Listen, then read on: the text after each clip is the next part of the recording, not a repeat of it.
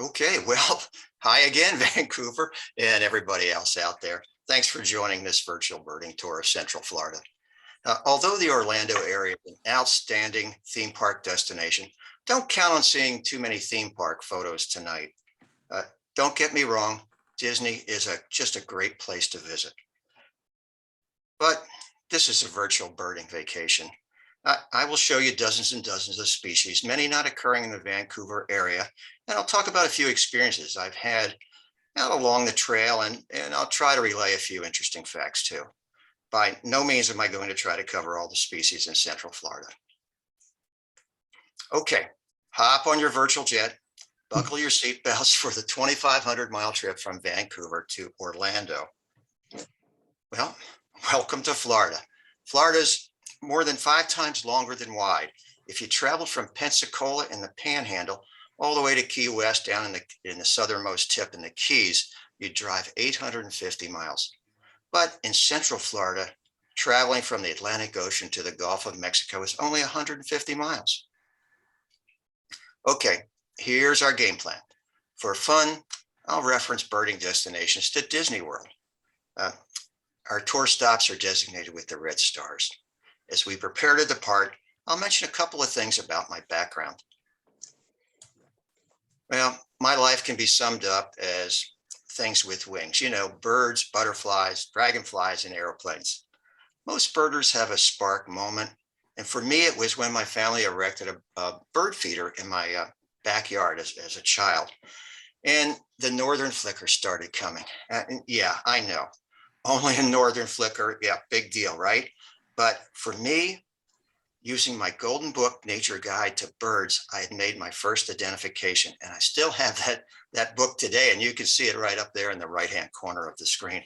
And so I was lucky enough to have my childhood home back up to a 20-acre arboretum. And exploring this area led me to pursuing the Boy Scout Bird Study Merit Badge. And I'll bring up this merit badge again just a little later. Eventually, I had to make a living, and I was lucky enough to pilot things with wings for the U.S. Navy and later commercially. Well, combining wings with photography seemed to be a natural. I had cameras basically all my life and even joined the junior and senior high school photo clubs. And now that I'm fully retired, photography and birding fit nicely together. I'm one of the leaders of our local bird group here in my town and a member of 2 photography clubs. Since moving to Florida from New England, several of my winged photos have been picked up by digital magazines and journals. A very colorful dragonflies, a few of them here, for the covers of the Dragonfly Society of the Americas Journal. And yeah, how many of you actually knew they had dragonflies had their own publication? And a few dragonflies for the Trail Traveler, which was a digital magazine by the Rails to Trails organization. And a few of my ribbon winners for the Florida Camera Club Council competitions. Okay, let's start the tour. Let's go to the beach. We'll start our tour on the shores of the Atlantic Ocean and work westward to the Gulf of Mexico. All the photos in this presentation were taken and edited by me, with the exception of 5 clearly marked slides, courtesy of the Avian Research and Conservation Institute in Gainesville, Florida. All of my photos are copyrighted, and the ARCI requires written permission to use their material. Our journey will take about 45 minutes or so, and we can do some Q&A at the end. Well, our first destinations are the Black Point Wildlife Drive and Canaveral National Seashore on Merritt Island. It's about 60 miles from Disney, and it's really worth the trip. The 7-mile wildlife drive is amazing. In season, November to April is the best time to visit. To date, 357 species have been identified in the refuge, and it would be feasible to see 75 or more in any single day. After the wildlife drive, we'll get some sand in our shoes. The reddish egret is one of my favorites and always a target bird when I go visiting. The reddish egret is the rarest wading bird in the United States. The Florida population is about 350 to 400 pairs, with about 125 in the Florida Keys. They have several foraging strategies, including running or dancing across the water and holding their wings out to provide shade to attract prey and using their feet to stir up the bottom. Reddish egrets eat primarily small minnow-like fish, but will occasionally eat shrimp and crabs too. These are roseate spoonbills, and they are magnificent. You can see these spoonbills on both coastlines and in between, but this is probably the most reliable location to see the birds, and often in high numbers. I've seen 50 plus in flocks during the winter. I just wanted to make sure you got a close-up view of this incredible bill. They forage in shallow water, typically less than about 5 inches deep, and they sweep their partially open bill back, left, and right. And once they feel a crustacean such as shrimp or prawns or some aquatic insects or fish, they snap their bill shut. The roseate spoonbills, when they do a flyover, it always gets my attention. And just like many other species, the spoonbills get their pink coloration from the foods they eat. The crustaceans and other aquatic invertebrates contain pigments called carotenoids that help turn their feathers pink. Roseate spoonbills, just like humans, may go bald as they age. Of course, instead of losing hair, they lose feathers from the top of their head. If you look closely at the photo on the left, you can see the bald patch. Now, here's another bird with an amazing bill, the northern shoveler. And I believe you may get this one in the Vancouver area too. This bill is big, about 2.5 inches long and shaped like a shovel.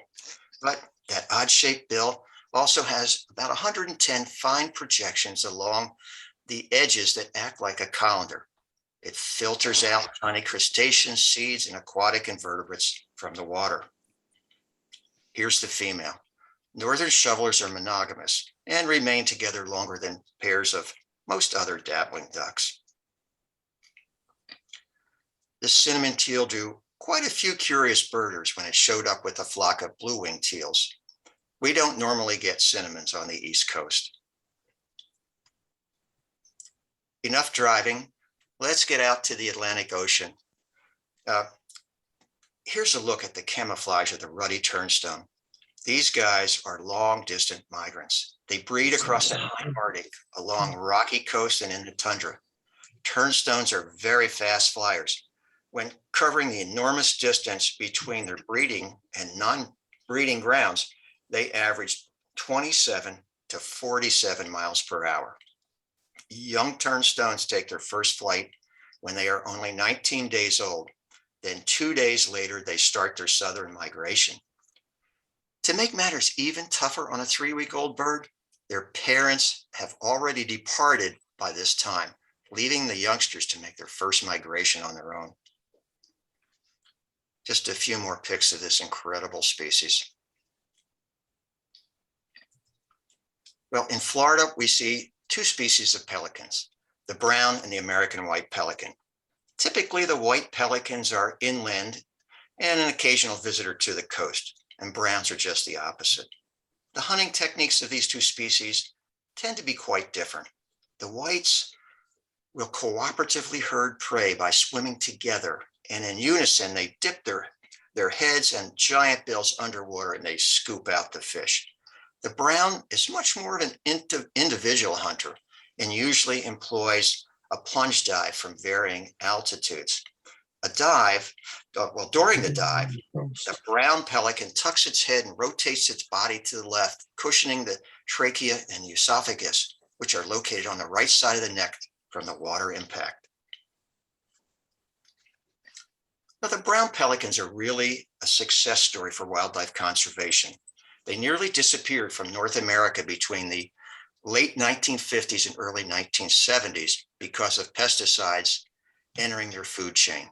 The Endrin killed pelicans outright, while DDT contamination led to thin-shelled eggs that broke under the weight of the incubating parents. In 1970, brown pelicans were federally listed as endangered. The plight of the pelicans and other species led to a ban on DDT in 1972 and a reduction in endrin use. By 1985, numbers along the Atlantic and East Coast and the Gulf Coast had recovered enough to be removed from the endangered species list. Well, the marbled godwit.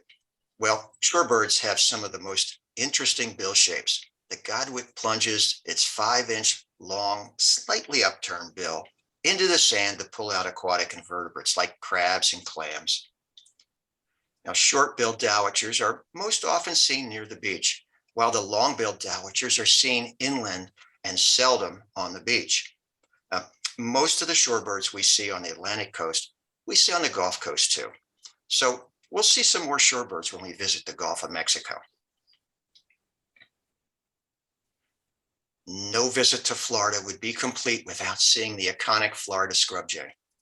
Although you can see scrub jays on Merritt Island, our next stop is almost a guarantee. Only a few miles away is the Lyonia Environmental Center. Note the scrub oak habitat, such as in the lower left photo, and that is essential to their existence. Their population estimates are between 7,700 and 9,300. This is a very unique species. The Florida scrub jay is a cooperative breeder. We saw that.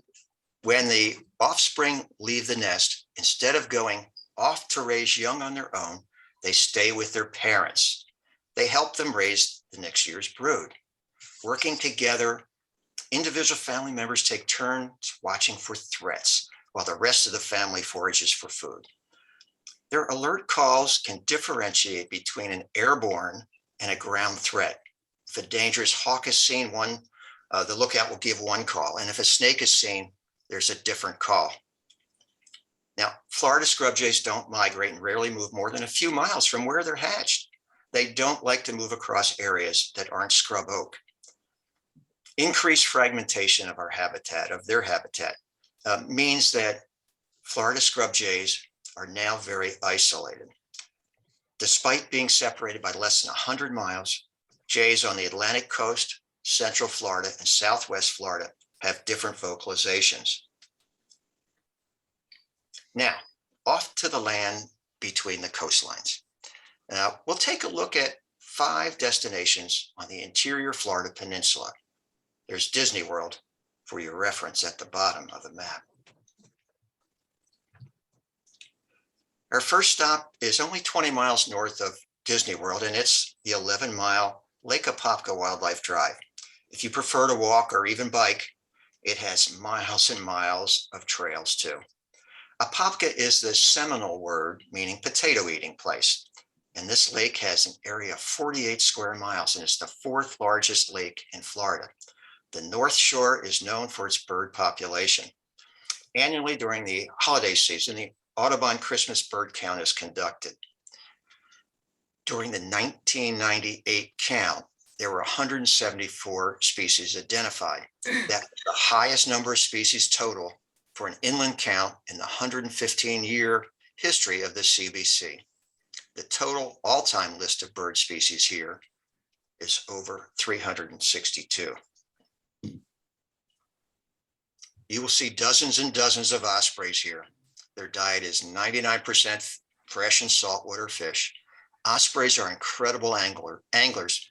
In several studies, ospreys caught fish on at least 1 in every 4 dives. To enhance their fishing ability, the outer toes are reversible, allowing them to grasp the fish with 2 toes in the front and 2 in the back. And barb pads on the soles of their feet help them grip the slippery prey. The second time isn't a charm. Well, here's an adult and a juvenile black-crowned night heron. The young leave the nest at about a month, but can't fly until they're about 6 weeks old. So they move through the vegetation on foot at night, joining up with foraging flocks. The fulvous whistling ducks in the United States can be found from Florida to Texas. They started breeding in the US only in the late 19th and early 20th century, following the introduction of rice cultivation. In the 1960s, pesticides applied to the rice caused a steep decline in the Texas and Louisiana populations. Their numbers have recovered and stabilized since. The Texas and Louisiana birds will migrate southward, but if you come to Florida, you can see them year-round. Peregrine falcons were virtually eradicated from eastern North America by DDT and other pesticide poisonings in the mid-20th century. After significant recovery efforts, peregrine falcons have made an incredible rebound, and they are now regularly seen in many large cities and coastal areas. Extremely fast flying, the peregrine averages 34 miles per hour in traveling flight, up to 69 in direct pursuit of prey, and 200 miles per hour during a spectacular dive from heights of over a half-mile high. They hunt medium-sized birds, such as the purple gallinule, as you can see that's being eaten here. And a quick plug for the hardworking people at the Avian Reconditioning Center, also located in Apopka. They are dedicated to raptor rehabilitation, education, research, and falconry. And I took this photo in the upper left while I was visiting. The great blue heron is very common in Florida, and I usually see them every day. They will eat nearly anything within striking distance. They grab smaller prey in their strong mandibles, as you can see from the photo on the left, and use their dagger-like bills to impale larger fish and amphibians like the greater siren that you can see on the right. Well, thanks to a high percentage of rod-type photoreceptors in their eyes, the great blue herons can hunt day and night. This little female vermilion flycatcher caused quite a stir in the Orlando area. She's a very rare visitor to the interior, but like many other members of the tyrant flycatcher family, vermilion flycatchers are prone to wander from their normal range in the Southwest and Mexico. There are reported sightings as far north as British Columbia and as far east as Newfoundland.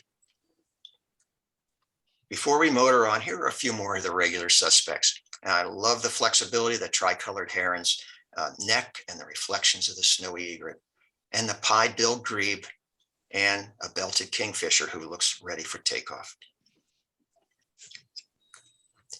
In season, there are literally thousands of American coots, common and purple gallinules, and hundreds of glossy ibis here. Just a little less than an hour north of Disney is the 55-plus community of the Villages in my hometown. The community is famous for golf with more than 693 holes, more than any other facility in the world. The footprint is huge. It's approximately 20 by 15 miles. That's an area of 300 square miles with a population of 132,000. For comparison, Vancouver's 53 square miles with about 181,000. Fortunately, the Villages developers created a fair amount of green space with preserves and trails and lots of lakes and wetlands. Well, here are a few pics of some of the birding areas that we have here. If you get up early enough, you may even see a sunrise like this. Yep, and these are the actual colors of the sky. There are many trails which are excellent for folks with limited mobility as well. The boardwalk over this preserves wetlands provides special opportunities to get up close to nature. And many breeding pairs can be seen here, and we'll see a couple of those tonight. There are two large birding groups here in the community, and their 15-year species list has passed 260. Well, let's take a look at some of the species in the area. These eastern kingbirds were shot last May. The hungry juvenile kingbirds were amazing. For a few of the similar east-west species like kingbirds, I'll try to point out a few of the field markings for ID purposes. In this case, you can see the eastern has a darker head, a white throat, breast, and tail band, as opposed to the western kingbird with its gray head and throat and yellow breast. The same habitat that the eastern kingbirds like, it's also prime eastern meadowlark territory. eBird liked this photo enough to select it as their pick for their highest quality photo in Sumter County, Florida for 2020. The eastern is almost identical to the western meadowlark. The easiest field markings are the darker crown stripes with the white mustache. And I've seen both, and both species are really very entertaining. Now, it was super exciting to see these two whooping cranes in the wild less than a year ago. As you know, they are endangered. In 1941, there were only 21 whooping cranes left. 15 were migrants between Canada and Texas, while the rest lived year-round in Louisiana. The Louisiana population became extinct. Today's population is estimated between 600 and 800, with about 2/3 in the wild and the rest in captivity. All of these birds are descendants of a small flock that breeds in Texas. It's believed that these two in the photo are siblings from the Florida Reintroduction Program. That program stopped in 2008 for various reasons. The life expectancy in the wild is about 22 years and up to 40 years in captivity. Well, this is an unfortunate story, but last year on January 2nd, the whoopers were returning to their early morning feeding ground when one collided with a power line. As you can see, it was a very gray and misty morning and making the visibility limited for the cranes. I brightened this up just a little bit so you could see the wires. Well, after the collision, the whooper fell straight to the ground under the wires. Fortunately, it was able to stand. Obviously stunned and confused, the bird started to wander onto the road and into traffic. At this point, the concern was that it might be hit by a speeding car. One of the other birders drove her car into the center of the road and stopped the traffic. After 3 or 4 minutes, the stunned bird returned to the bank. After another 5 minutes, it gathered enough strength to fly a short distance into the field. Still stunned, it stood there for about 30 minutes, not moving or feeding. Fortunately, this story has a happy ending, and these birds have been observed regularly since, and they are okay. Well, one of the great things about photography is that it captures a moment in time. When you see a photo, it brings back memories, and that's what these pics from March of 2017 do for me. Every time I enter this preserve, I look where I witness these American kestrels mating. Our smallest falcons needed only 5 seconds to complete the entire mating sequence. The embedded metadata on the photos records every detail right down to the second. In September of 2017, Hurricane Irma brought this tree down, but the stump remains near the entrance. So I know you're probably thinking, gee, that was quite a while ago. Any kestrel updates? In February last year, I was greeted by a pair of kestrels near where the tree once stood. Now, I don't know if these are the same ones or not, but kestrels can live up to 15 years, so it is possible. Okay, do you see the behavior of the female in the right photo with her tail raised? The male saw it. Okay, 6 seconds, and I won't point out any more mating slides, but if you keep your sharp lookout, you may see 1 or 2 more. Even though I see sandhill cranes every day, it's always a pleasure. We get thousands of sandhills in Florida, and most migrate, but we also have a large permanent year-round population.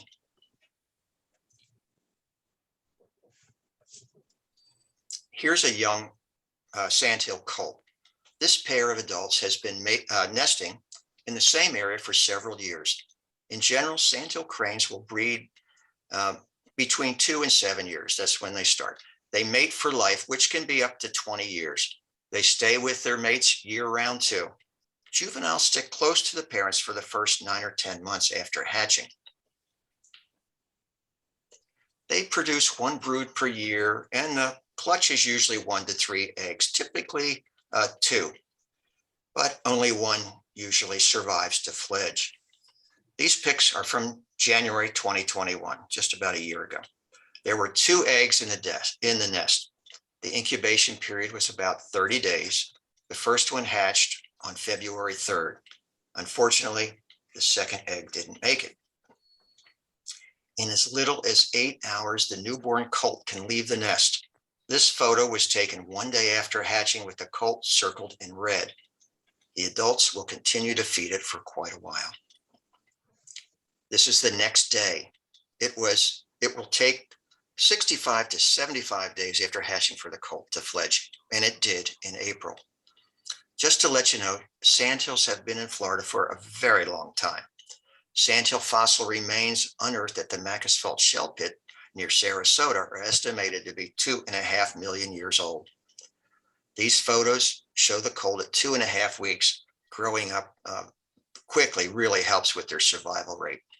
Here you can see the adults dropping a grub into the grass in front of the colt, who then picks it out of the grass and eats it. And just a little 2022 update with a few photos I took yesterday. This is the same pair, and they have been incubating since early January, and we are expecting colts to emerge any day. There are 2 eggs in the nest, and if you look at the red oval, you might be able to make out those eggs. Well, I mentioned the Boy Scout Bird Study Merit Badge at the beginning. Here's the payback. I was standing in the preserve parking lot with my binoculars strapped on and carrying my camera and tripod over my shoulder. A multi-generational family was getting ready to enjoy the preserve too. The grandmother approached me and asked if I knew anything about birds. I confessed I knew a little. She told me her grandson was a Boy Scout who was working on his Bird Study Merit Badge, just as I had done it at his age. And she asked me if I would give him a little help. Well, of course, and that was such great fun. Well, let's pause to talk about what else is out along the trail. As I tell most people, there's at least one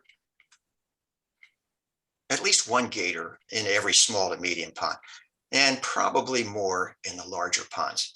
If you don't see them, it's because they don't want to be seen.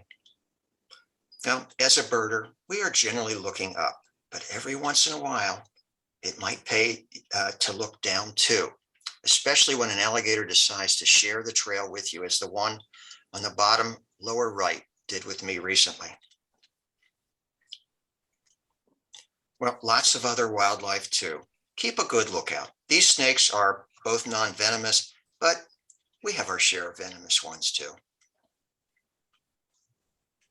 Well, this doesn't have wings either, but as a birder, I'm betting you're a nature enthusiast. This is the northern river otter, and don't be fooled by their cuteness. It is wild, and I recommend you give it plenty of space. Well, here are a few courtship slides of the hooded mergansers. It's hard to describe how incredibly excited I was to see this display. For some reason, the previous night, I was reading about hooded mergansers and a description of their courting behavior. And I thought, gee, that sounds really cool. But even though I've seen thousands of hoodies here, I've never seen this. Well, as fortune would have it, the very next day, as I was walking along the trail, right in front of me were 4 hooded mergansers in full courtship mode.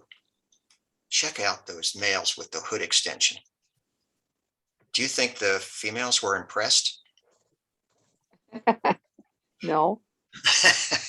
Well, their most elaborate display is called head throwing. The males jerk their heads backwards and touch their backs with their crests raised while giving a frog-like croak. The females court by bobbing their heads and giving a hoarse gack. This went on for about 30 minutes, and I really feel lucky to have finally seen this absolutely amazing display. Well, here's another species whose range is mostly along the Gulf Coast and throughout Florida. This is a male anhinga in breeding plumage. His eye ring turns an incredible blue.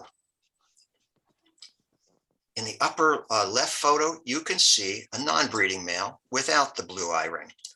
The bottom left is a female, or perhaps even an immature male with a long light-colored neck and head. Unlike most water birds, the anhinga doesn't have waterproof feathers.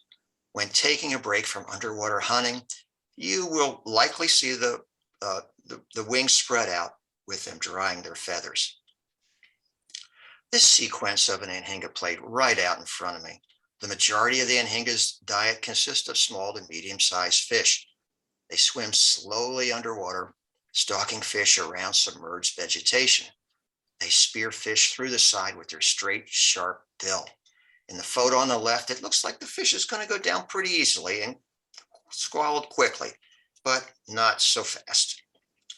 Falling back to the ground twice, the anhinga managed to recapture the fish each time.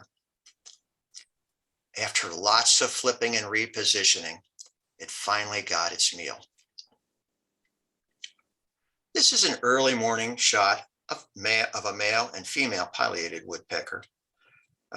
I'm pretty sure you see these in the Vancouver area too. Pileates are territorial, and this pair can be seen or at least heard on most days.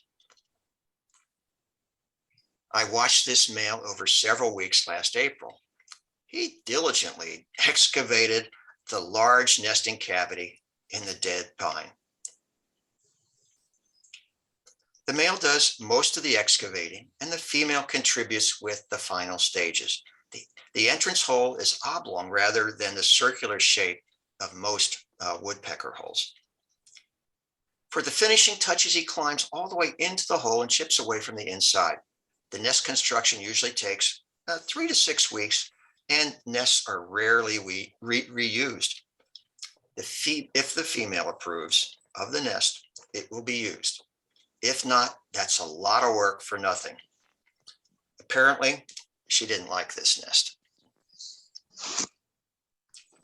Okay, there's a nearby barred owl pair that has been very successful for a few years. From left to right are the owlets from 2019, 2020, and 2021. And yes, they have been seen in the area again in 2022. This is my favorite barred owl story. I was desperately looking to get a shot of the new owlets, but I wasn't having any luck at all. A woman and her granddaughter came walking along and asked me what I was looking for. And I said, well, owlets, but I can't find them. Well, the young girl of about 10 looks up and points and says, there they are. And sure enough, up near the top of the tree were the two owlets. You know, meeting people who are enjoying nature is always a great part of the story. Well, just a short walk away is a great horned owl and a few new owlets. 2021 was the first year of finding these guys. Well, fortunately, a friend mentioned her sighting of an adult in this area. So I got my camera and went searching. Well, one of the best ways to search isn't always scanning the trees, but to examine the trail and bushes for, poop. Cat. Then it's time to carefully scan the tree branches above. To my surprise, staring at me were two brand new owlets. Well, He's got beautiful photography. What? Well, you're on the speaker, but thank you very much. There are more than a few successful great horned owl pairs nearby. This pair has been using this nest for at least 4 years. The one on the left is from 2021. The others are from 2019. 2020 was unlucky for them too. A large branch fell and the eggs were destroyed. Most folks around here feel fortunate that the adults returned to the same tree to breed in 2021, and they hatched 3 owlets. In 2022, currently, right now, they are incubating, and I'm anticipating that again. They're always great to watch. The Audubon Eagle Watch is very active in Florida. There are over 1,500 nesting pairs in our state. The program spans 45 counties and monitors more than 800 nests. Here are shots of the same eagle from different days. In the one on the left, it's carrying a fish, and on the right, it's carrying a cattle egret, and it's headed back to its nest.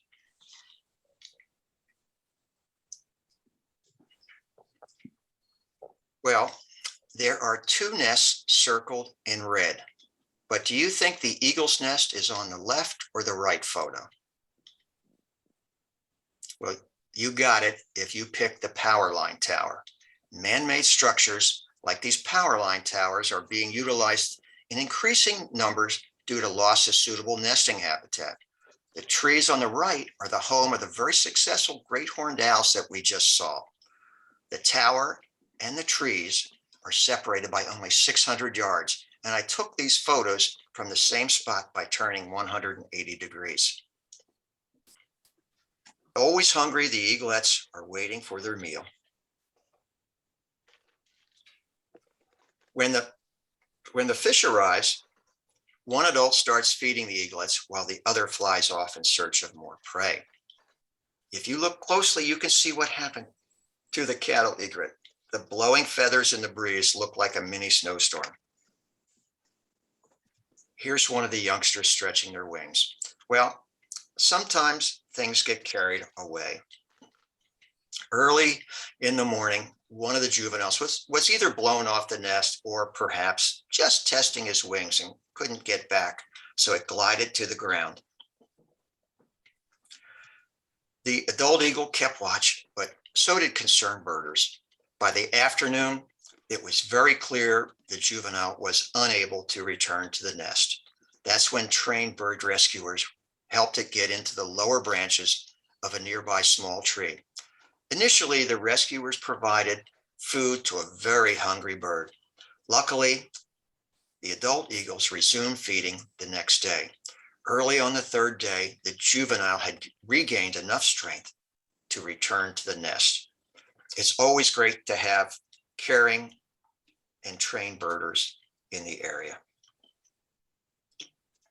We are going to visit Silver Springs, which is one of the 175 Florida state parks. While you are here looking for birds, you might want to get a little bit of a lookout for monkeys too. There's an established group of 400 rhesus monkeys here. They don't belong in Florida, but they've been here for nearly 70 years. Some of you may remember the Tarzan movies from the 1930s. They were filmed here. Depending on who you believe, the monkeys were either escapees from the 1933 filming or intentionally released by the manager of the Jungle Boat cruise ride at Silver Spring. Well, enough about monkeys. Let's take a look at the birds again. Well, you'll need to come east of the Rockies to have a good chance of seeing red-headed woodpeckers. I watched this nest for nearly a month last July. The male selects the site for a nesting hole. The female may tap around it, possibly signaling her approval.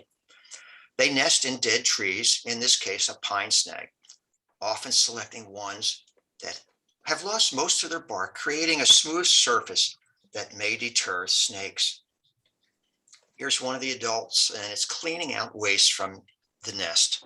The clutch size can vary from 3 to 10 eggs and up to 2 broods per year. And incubation and nesting can take up to 45 days. I estimated in this nest that there were 3 eggs, but I only saw 2 fledge. The adults returned numerous times, sitting on the edge of the nest, offering food inside the hole, but never got a response. It's mealtime, and this chick was the first to fledge, and you can see how anxious it is. This is a few weeks later after it fledged, and it's learning to forage. Well, summer tanagers are always worth a look, and in this case, the golden yellow of the female on the right is stunning. And here are a few more of the likely candidates to see here that I don't think they usually occur in the Washington area. Pine warbler, blue grosbeaks, and eastern towhee. Okay, we're off to the Withlacoochee State Forest. Now, Withlacoochee is a Native American word meaning crooked river, which pretty much describes the river's 70-mile journey to the Gulf of Mexico. The forest is huge, and we are only going to the citrus tract, which encompasses 50,000 acres. Well, I relearned an important lesson here. I was looking for a lifer, the endangered red-cockaded woodpecker. I researched online. I knew a general area of where to look, but the actual search area turned out to be overwhelming. After 3 consecutive days of searching without any luck, I was departing for home. As I neared the exit, I spotted a ranger. I pulled in and asked if she had any reported sightings of the red cockaded woodpecker. Well, she asked me if I had seen the pine trees with the white rings painted around them. And I said, sure, there's quite a few of them. Well, she's told me, those are identified nesting trees. Lesson relearned. Always ask the ranger for directions first. Well, I went back down the road, and 10 minutes later, I took the photos that you're seeing here. This was another 3-day adventure in the Withlacoochee forest, and I was looking for another lifer, at least for me, when it was the purple finch. And this time, I had great directions to where the finch had been spotted. Now, finally, after 3 days, at long distance, I spotted it, and I got a few photos too. Without anyone else to celebrate, I actually did a few fist pumps in the air. Here are a few of the other birds from Withlacoochee. The northern flicker, it's the yellow shafted edition, of course, and also the white-eyed vireo and a downy wood.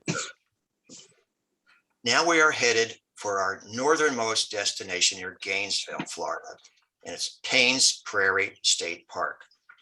If you want to see snail kites in the United States, you'll need to visit Florida. Snail kites are listed as endangered federally and by the state of Florida. True to their name, snail kites feed almost entirely on apple snails or other exotic snail species.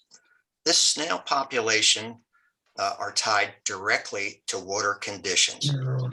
Here's some fascinating information about Paynes Prairie. In 2017, 0 snail kite nests were reported. In 2018, there were 4. In 2019, it jumped to 70. In 2020, a little fewer. In 2021, even just a bit fewer. So what happened? Yes, water levels were changing. In the fall of 2017, Hurricane Irma crossed this area and created long-term flooding. Snail populations dramatically increased, and the kites followed their food source. Here are a few photos of a snail kite in action. This is the male, slaty black except for the white band across the tail. It takes the male 3 years to acquire this dark plumage. The females and the juvenile males exhibit very similar plumage, heavily streaked, and also a white band across the tail. Once a snail is spotted, the fight is on, and this truly makes for spectacular viewing. With favorable weather and winds, I was so close that I didn't even need binoculars or a long telephoto lens. Well, let's say goodbye to the snail kite and take a look at another kite. The swallow-tailed kite. And I've got a long list of favorites, and this one is right up near the top. Well, much of our knowledge and basis for future conservation efforts can be credited to the amazing findings of the Avian Research and Conservation Institute of Gainesville, Florida. And I thank Gina Ken of the ARCI for sharing her knowledge about the swallow-tailed kites. Well, just like other species, swallow-tailed kites suffer from loss of habitat.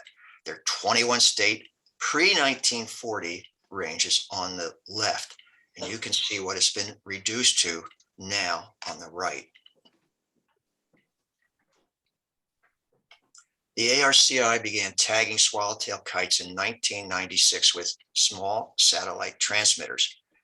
With many recent technology advances, such as newer GPS and cellular tracking, real-time data is now available. The lightweight GPS trackers are attached in the field in less than 45 minutes. Their entire migration was beyond anything imagined. 5,000 miles all the way to South America, with extended flights over the Gulf of Mexico and the Caribbean. The spring and fall migration routes required 40% of their total year. Here's a look at the actual tracks of several birds. Much of their crossing depends on favorable winds. The crossings can take up to 3 days, which is about their maximum endurance. Beyond that, Yeah, it's likely this crossing was unsuccessful. Well, here are a few photos I took this past summer. Uh, the 4-foot wingspan and swallowtail contribute to their maneuverability and skill in capturing flying insects. Adults eat their food while flying and rarely perch during the day. This kite is about to catch a small insect circled in red. Check out how tiny the kite's feet are compared to most other raptors. This kite has found a paper wasp nest. In Florida, the kites often return to their own nest with whole wasp nests, eat the larvae, and add the insect's nest to their very own. Their stomachs are thicker and spongier than the average raptor, and it allows them to eat many stinging insects. And I think this one was actually enjoying a little snack while returning to its nest. Well, we made it to the Gulf and just a few more places to visit. You really can't go wrong anywhere along this coast. It's a fairly short drive from Disney World too. So Fort DeSoto, our southernmost point, is a county park. This park is one of the first points of land for many returning Central and South American and Caribbean migratory songbirds. They desperately need their refuel before continuing their northward migration. The cerulean warblers are uncommon here and strictly migratory. So March and April are the best times to see them passing through. Their population has declined by 72% since 1970, and some estimates indicate that 1/2 of the remaining population of 570,000 could be lost by 2041. Loss and degradation of habitat of the breeding and wintering grounds appears to be the primary reason for that decline. Conservation efforts aimed at reversing these declines are focusing on forestry practices such as long rotation timber extraction and selective logging to create natural canopy gaps and uneven age forest stands. Well, the black-throated green warbler is an untiring singer, and one male was observed repeatedly singing his song 466 times in just an hour. So knowing the songs and calls of the male will greatly increase your chances of spotting one. Typically, they are high in the canopy and moving quickly from branch to branch. The black and white warbler is the only member of the genus Miniotilta, which means moss plucking, and a reference to its habit of probing bark and moss for insects, as you can see it doing here. This is the Nande parakeet, formerly known as the black-hooded parakeet. Originally, it was found in the central interior of southern Brazil and northern Argentina. Unfortunately, it has been popular in the cage bird trade. Many Nande parakeets escaped from captivity and have established large feral populations in the Tampa Bay area and also around Los Angeles. Now, let's take one more chance to get some sand in our shoes. In the next few slides, we will look at some of the plovers and sandpipers. And I love seeing these species, but I've got to tell you, it's good to have a field guide handy. These small ones can be difficult to identify. This one is a piping plover. Recently, researchers discovered that more than 1/3 of the piping plover population that breeds along the Atlantic coast spends the winter in the Bahamas. This snowy plover was almost invisible at 30 yards, and snowy plovers even nest on open sand areas. Young snowy plovers leave the nest within 3 hours of hatching and can forage unassisted almost immediately. Semi-palmated plovers breed in northern Canada and Alaska and winter on the coastlines of the southern US and into Central and South America. They forage in quick running dashes followed by pauses to look and listen for signs of prey. The black-bellied plover is the only American plover that has a hind toe on its foot, but the toe is so small, it's really difficult to see in the field. Well, the spotted sandpipers have a fascinating social life. Females tend to take the lead and males incubate and raise the young. The female is the one who establishes and defends the territory. She arrives at the breeding ground earlier than the male. But some, but not all females, may practice an unusual breeding strategy called polyandry, where the female mates with up to 4 males. The female may store sperm for up to a month. The eggs she lays for one male may be fathered by a different male in a previous mating. Well, this Dunlin has got to feel better after this stretch. The name Dunlin comes from Dunling, and the earliest known English name of this species, which dates all the way back to 1531. Dunling is a compound of the English word meaning dun, meaning gray-brown, and the diminutive, which is ling.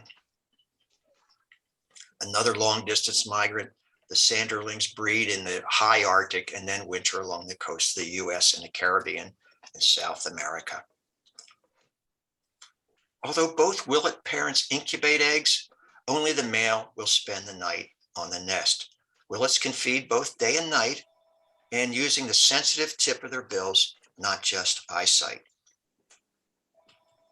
The laughing gull is the only gull I've included. There are plenty of other gull species in Florida. The breeding adults have black heads, white eye rings, and a red bill. In the late 1800s, nesting colonies were nearly eliminated in the northeastern United States by egg hunters, and they were further decimated by plume hunters for the hat trade. Well, fortunately now their population is over 525,000 and increasing due to protection.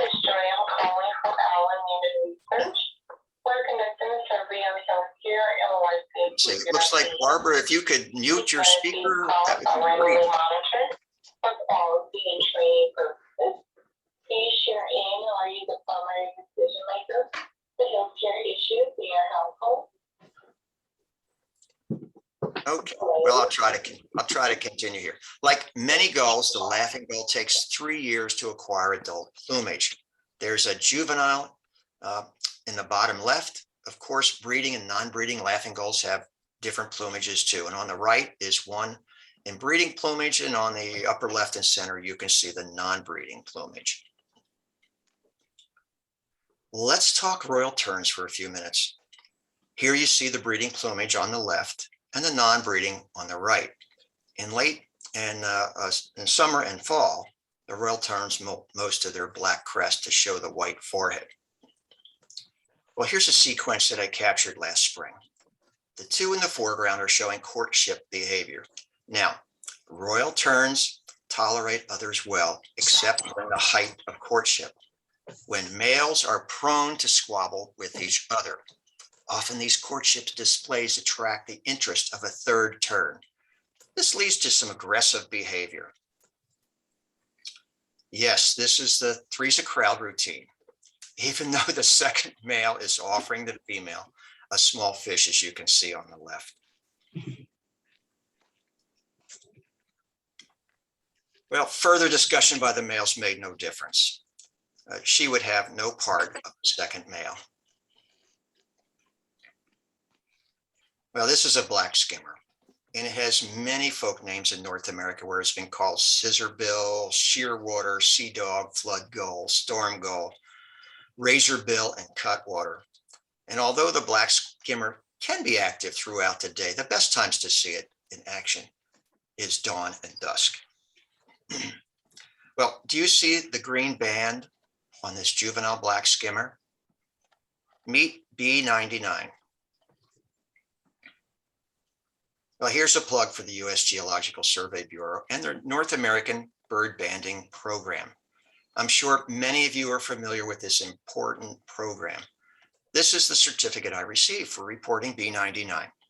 About 60 million birds representing hundreds of species have been banded in North America since 1904. About 4 million bands have been recovered or reported.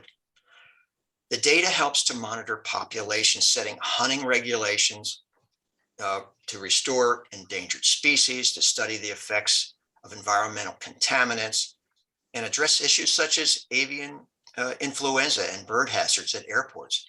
Plus, it's fun to know where, when, and by whom B99 was banded. And I encourage you to be part of this program. And if you can get the banding numbers or a photo of it, you can easily go to the website here, the www.reportban.gov, and get a certificate for yourself. Well, the sun is setting on our virtual Florida birding vacation.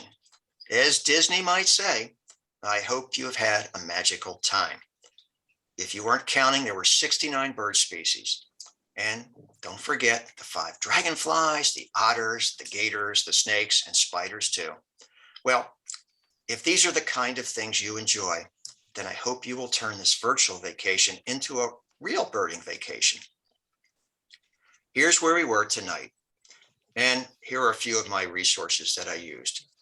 Allaboutbirds.org by the Cornell Labs of Ornithology, several Peterson field guides, the National Audubon Society's field guide to Florida, the National Audubon Society's website, the ARCI, which I mentioned already, the Florida Fish and Wildlife Conservation Commission, and the U.S. Geological Survey Bureau. So now I think if you'd like to ask questions, we'll open it up and unmute everybody and see what we can do.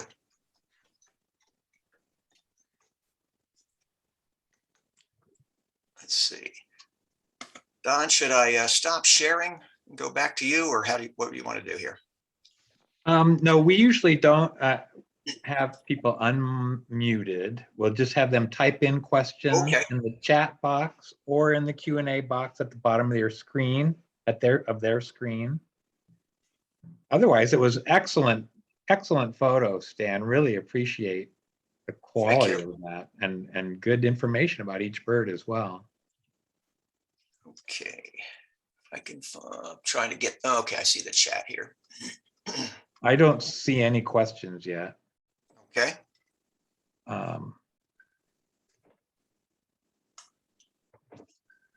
So what kind of, with that quality of photos, what kind of camera gear do you use? Well, most of the photos that you saw tonight have been taken over the past 4 or 5 years. And I have been pretty much a Nikon shooter for that time. And then you need to upgrade to some nice longer lenses. Some of those were taken with up to 600mm lenses, and some. My favorite lens with the Nikon was a 2-500 because it was very versatile, and I could travel and get various focal lengths with that. So I did that. About 6 months ago, I did switch to a Canon mirrorless camera and some new lenses with Canon. What I would just say about cameras for those that are wondering, please just any modern camera, they're just all very good. There's lots of reviews out there, and it's pretty hard to go wrong if you stick with one of the major brands and depending on your price point and everything. But I think you can, if you're a lot of Sony shooters out there now. A lot of my friends have Sony's. A lot have the Canon, and Nikon is sort of catching up in the mirrorless world now and have some very good models out.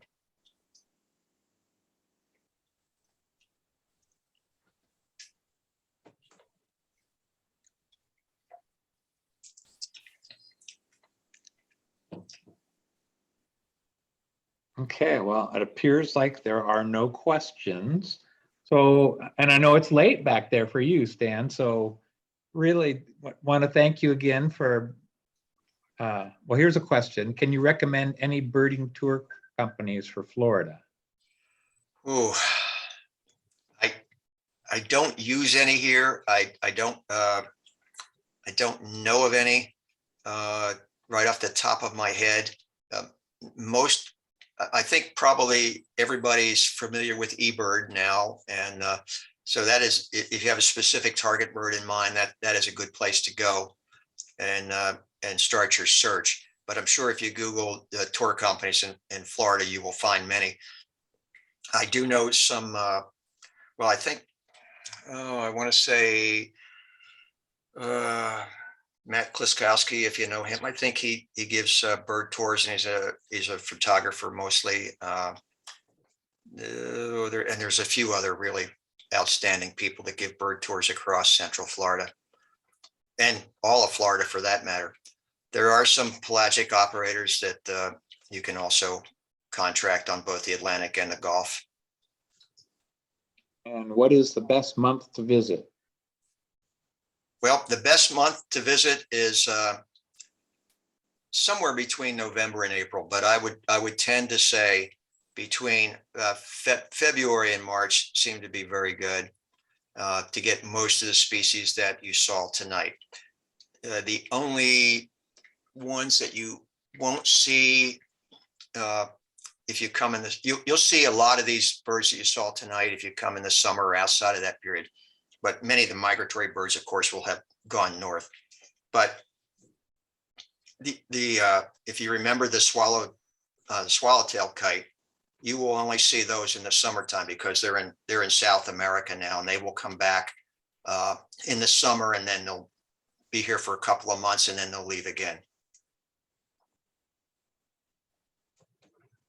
Another question here is, are the Keys a good birding destination?